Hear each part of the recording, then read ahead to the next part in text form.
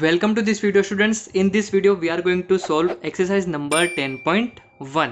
तो यहाँ पे 10.1 के अंदर आपको टोटल 1 2 3 4 टोटल 4 क्वेश्चंस आपको दिए गए, लेकिन इसको सोल्व करने से पहले हम कुछ थियोरीज इस चैप्टर के अंदर जो आपको है वो समझा देता हूँ। ठीक है, यहाँ पे सबसे पहले हम समझेंगे कि एक टेंजेंट क्या होता है। ठीक है, सर्कल के लिए एक टेंजेंट क्या होता है, उसके लिए यहाँ पे हम ये वाली चीज़ समझेंगे।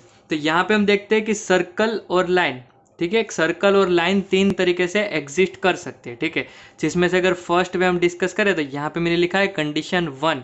कंडीशन 1 में आप देख पा रहे होगे कि आपको सर्कल दिया है और यहाँ पे आपको लाइन दी है। तो सर्कल और लाइन आप देख रहे होंगे कि दोनों एक दूसरे को टच नहीं कर रहे। ठीक है, circle and line are not intersecting each other, तब उस लाइन को हम बोलेंगे एक्सटीरियर लाइन। ठीक है, जब सर्कल और लाइन एक दूसरे को इंटरसेक्ट नहीं करेंगे then the line is called exterior line. और यहाँ पे अगर कंडीशन 2 के अंदर हम देखें तो यहाँ पे आपको एक लाइन दी है और यहाँ पे आपको एक सर्कल दिया, और आपको यहाँ देख पा रहे होंगे कि जो लाइन और सर्कल है वो यहाँ पे एक पॉइंट के अंदर इंटरसेक्ट कर रहे हैं। ठीक है, तो इस लाइन को हम क्या बोलेंगे, टेंजेंट।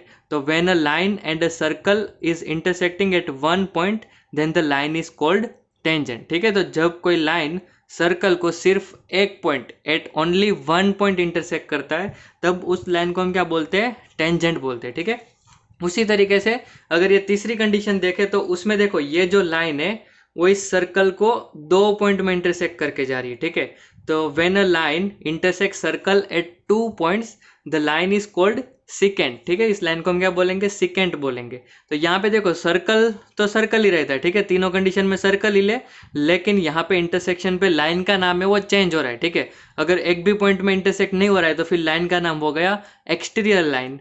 एक पॉइंट के अंदर इंटरसेक्ट हो रहा है तो फिर उस लाइन को हम बोलेंगे टेंजेंट बोलेंगे, और अगर दो पॉइंट में इंटरसेक्ट हो रहा है तो फिर उस लाइन को हम सिकेंट बोलेंगे। ठीक है, तो सर्कल में कुछ चेंजेस नहीं आ रहा है, सर्कल तो सर्कल ही रह रहा है, लेकिन जो लाइन के नाम है वो डिफरेंट डिफरेंट यहाँ पे बन रहे। ठीक है, उसमें से हमें ये दो चीज़ याद रखनी, ये दो चीज़ ज़्यादातर पूछी जाती है एक टेंजेंट के बारे में, कि जो टेंजेंट होता है वो सर्कल को एक पॉइंट के अंदर इंटरसेक्ट करता है, और जो सिकेंट होता है वो सर्कल को दो पॉइंट के अंदर इंटरसेक्ट करता है। ठीक है, अब यहाँ पे इस देख लेते हैं कि जब पॉइंट की बात होती है, ठीक है, तो देखो पॉइंट की बात होती है ना, तो पॉइंट में से सिर्फ एक ही टेंजेंट पास होता है। ठीक है, यहाँ पे अगर इस पॉइंट की बात करें तो उस पॉइंट में से एक टेंजेंट पास होता है, तो पॉइंट की बात करें तो उसमें से एक टेंजेंट पास होगा। ठीक है, लेकिन जब हम सर्कल की बात करें तो सर्कल के ऊपर आप देखोगे यहाँ पे, तो सर्कल के ऊपर इनफाइनाइट पॉइंट्स होते हैं। ठीक है, जैसे एक पॉइंट, दूसरा, तीसरा, चौथा, पांचवा, इस तरीके से बहुत सारे पॉइंट्स यहाँ पे सर्कल के ऊपर होता है। ठीक है,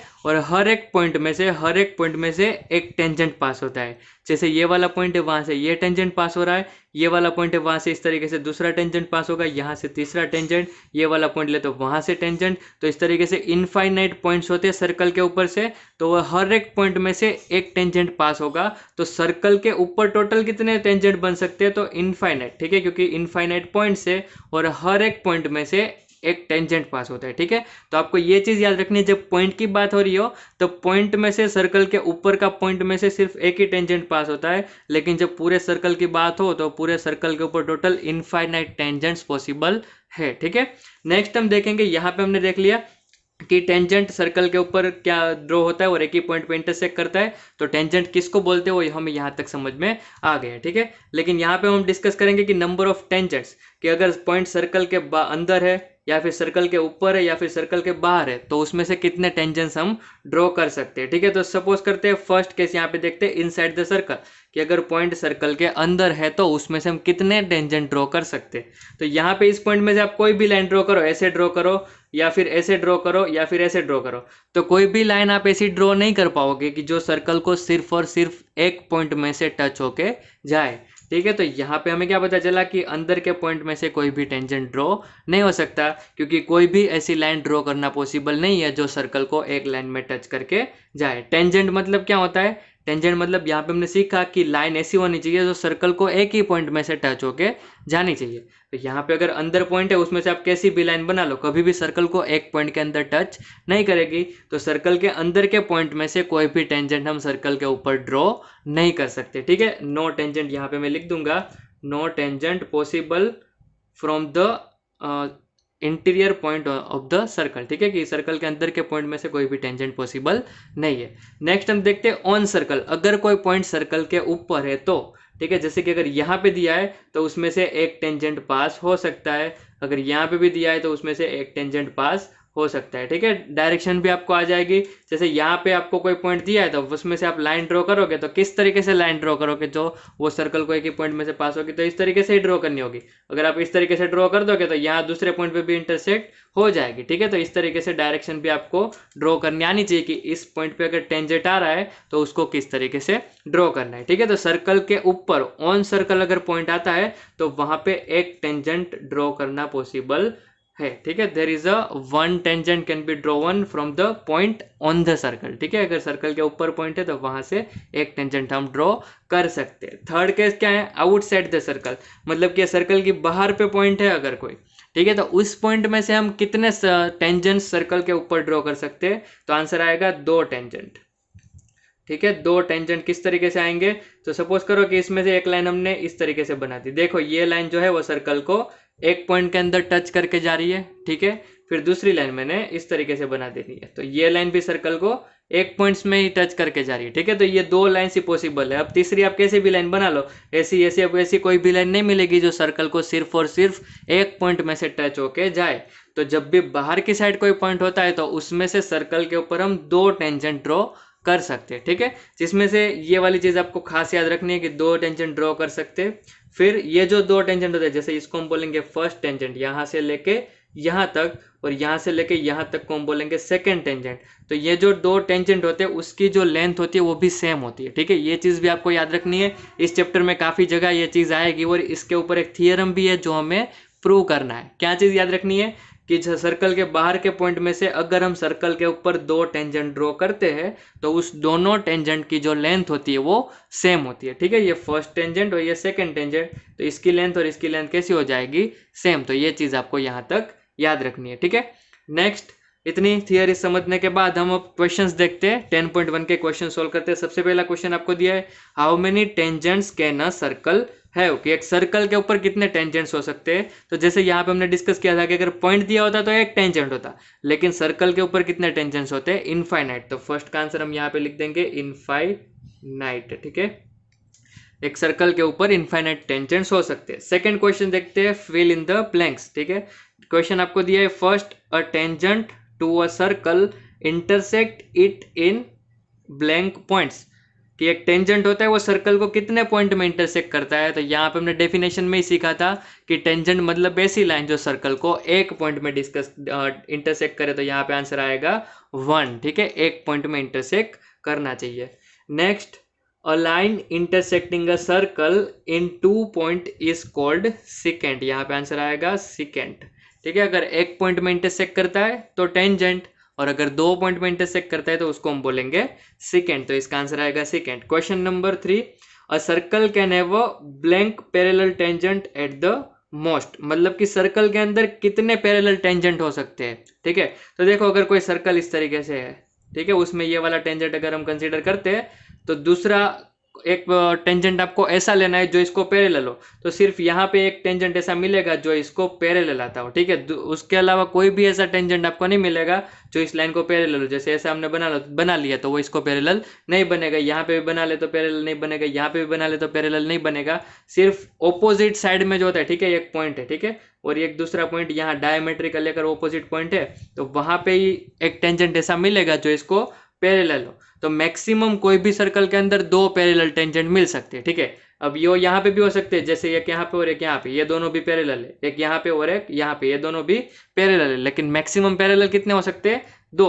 ऐसा नहीं हो सकता कि एक ही सर्कल पे आप 3 टेंजेंट बनाओ और तीनों के 3 पैरेलल हो, ऐसा कभी भी नहीं होगा। सिर्फ 2 टेंजेंट्स ही ऐसे मिल सकते हैं जो एक दूसरे से पैरेलल हो। तो यहाँ पे आंसर आएगा 2, can have 2 parallel tangents at the most. Question number 4, the common point of a tangent to a circle and the circle. अब देखो इस वर्ड को आपको समझना है, tangent to a circle. Tangent to a circle मतलब क्या होगा, टेंजेंट जो सर्कल पे ड्रॉ किया हुआ है, ठीक है, इसको हम टेंजेंट ही बोलते हैं, लेकिन यहाँ पे इसको बोला है tangent to a circle. Tangent to a circle मतलब टेंजेंट टू अ सर्कल मतलब कि सर्कल पे ड्रॉ किया हुआ टेंजेंट एंड सर्कल। तो इन दोनों के बीच कॉमन पॉइंट कौन सा है, ये वाला पॉइंट है उसको हम बोलेंगे कॉमन पॉइंट, ठीक है। जहाँ पे दोनों इंटरसेक्ट हो रहे उसको ही हम बोलते हैं कॉमन पॉइंट, और इस कॉमन पॉइंट का एक नाम है जिसको हम बोलते हैं point of contact, point of contact, ठीक है। ये चीज़ आपको याद रखनी है कि जब जो टेंजेंट होता है वो सर्कल को एक पॉइंट के अंदर इंटरसेक्ट करता है, लेकिन उस एक पॉइंट का नाम होता है, उस पॉइंट को हम बोलते हैं पॉइंट ऑफ कॉन्टेक्ट, ठीक है। ये चीज़ आपको याद रखनी है। अब देखते हैं क्वेश्चन नंबर 3।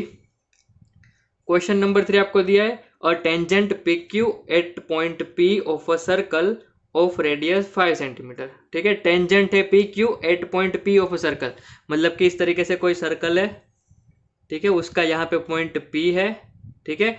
उस पॉइंट पी पे एक टेंजेंट है इस तरीके से, ठीक है, और उस टेंजेंट का नाम क्या है पी क्यू। तो यहाँ पे अगर मैं क्यू नाम दे दूं तो इस टेंजेंट का नाम क्या बन जाएगा पी क्यू। अब देखो इसको वापस पढ़ते हैं तो आपको ये वाली फिगर समझ में आ जाएगी। अ टेंजेंट पी क्यू है, टेंजेंट पी क्यू, ठीक है, at a point P of a circle, circle के पॉइंट पी पे है ये, ठीक है। नेक्स्ट ऑफ रेडियस 5 सेंटीमीटर, मतलब कि ये जो सर्कल है उसकी रेडियस 5 सेंटीमीटर है। अब ये चीज़ आपको याद रखनी कि जब भी आप रेडियस ड्रॉ करो, तब जब भी आपको कोई पॉइंट दिया है वहां से आपने टेंजेंट ड्रॉ किया है तो उसी पॉइंट पे आपको रेडियस ड्रॉ करनी है, ठीक है। अब सर्कल के अंदर रेडियस आप बहुत सारे ड्रॉ कर सकते हो, ऐसे भी ड्रॉ कर सकते हो, ऐसे भी ड्रॉ कर सकते हो, ऐसे भी ड्रॉ कर सकते हो, ठीक है।